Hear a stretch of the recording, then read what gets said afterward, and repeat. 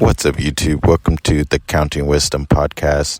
One of the things that, I think is obvious, and I think I've already kind of stated this in a previous podcast, but, the potential of what at least some technology is doing, I think is really making you doubt what reality is.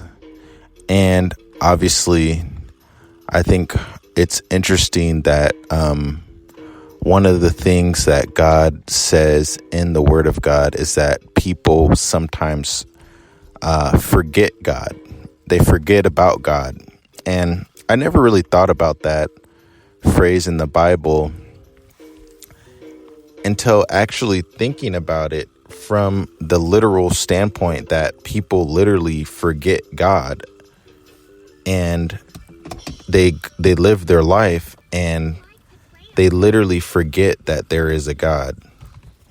And I think that sometimes, it seems hard to, really recognize that someone would forget God. But that is one of the things that God says. So let's read Psalm chapter 9, verse 17. It says, "The wicked shall be turned into hell, and all the nations that forget God." Psalm 50, verse 22 says, "Now consider this, you who forget God, lest I tear you in pieces, and there be none to deliver." And then one more kind of verse is Job chapter 8, verse 13. It says, "So are the paths of all who forget God, and the hope of all the hypocrites shall perish."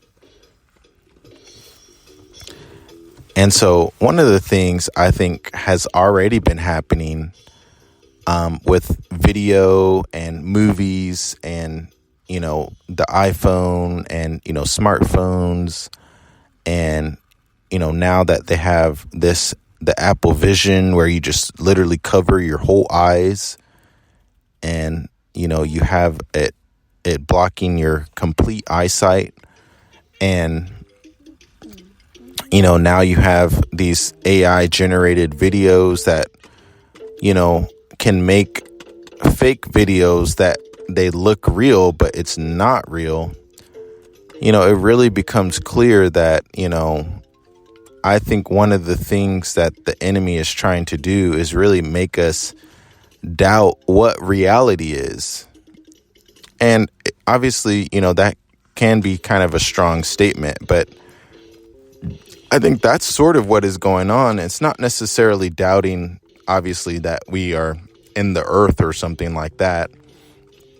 But I think one of the things that it sort of makes us do is, one, forget God, but two, doubt that there is a creator. We can sort of really buy into one of the lies of, we are, from evolution or different things like that. And I think that when you have something like fake videos, and especially you have these movies that really take a stand from a godless perspective, I think that you really get, more and more pressure on you to, doubt the Word of God and doubt the Bible.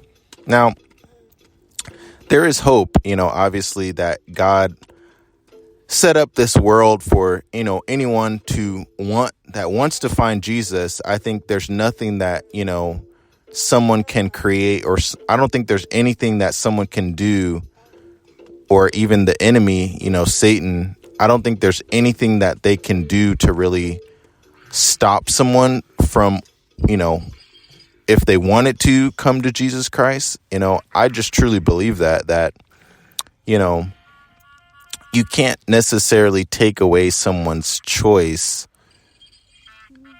because then it really doesn't make sense why God would, sort of condemn someone to hell if, for example, they had their choice sort of taken away or something. And so I think that's one of the things that, definitely, we can sort of have hope on and have hope in is that, a person's choice can't be, taken away or anything like that. And so, I think obviously, there are temptations and things that I believe God sort of blocks people from ever being, really involved with, because the Bible does seem to describe that there are some temptations that if we were maybe exposed to it, we would sort of possibly have a weakness to, doing certain things. Normally when you're out and about, you don't have someone maybe coming up to you and like, hey, you want to buy fentanyl? No, you have to go through certain routes. You have to make certain smaller choices to really get exposed to maybe someone saying, hey, you want to buy fentanyl? It's all kind of hidden behind closed doors in a way, even though you can still get to it, but you have to make sort of smaller choices, smaller changes in order to really get there. Now, that's probably not the case with everything. You walk around maybe in the grocery store and you see alcohol. And so, alcohol itself is not a sin, but, the potential there, it's a little bit different. And, maybe I don't really have time to describe all the different little changes or choices that, someone makes. But I think obviously the biggest choice is, choosing to, one, believe that there's a God, but also choosing to search for God, I think is a choice that everyone is making. And then choosing to, when to hear about Jesus, rejecting Jesus or rejecting the gospel, the goodness of God that really speaks, the light that speaks to us through the darkness. Because there's certain things that are, true or false. But I think what God does is really shine the light out of the darkness that we are living in. God shines the light of the gospel through to us in our everyday life. And so, on one hand, you see the book of Revelation and you can be like, oh, it gets so crazy. But on the other hand, I don't think there's anything that the enemy can do to really stop someone from really making the choice, at least at some point in their life. I know there's people who can reach a certain point where they don't really, they're not in a good place to make that choice.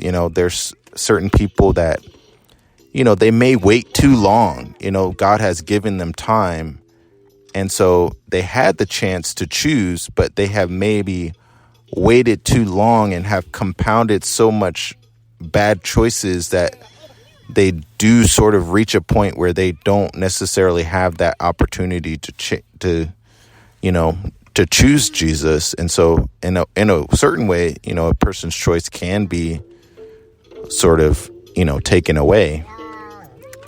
But I do believe that, at some point in someone's life, they do have some sort of easier position to choose Jesus without rejecting him. And so anyway, this is just food for thought. Thanks so much for checking it out if you did. And I will talk to you on the next one. See ya.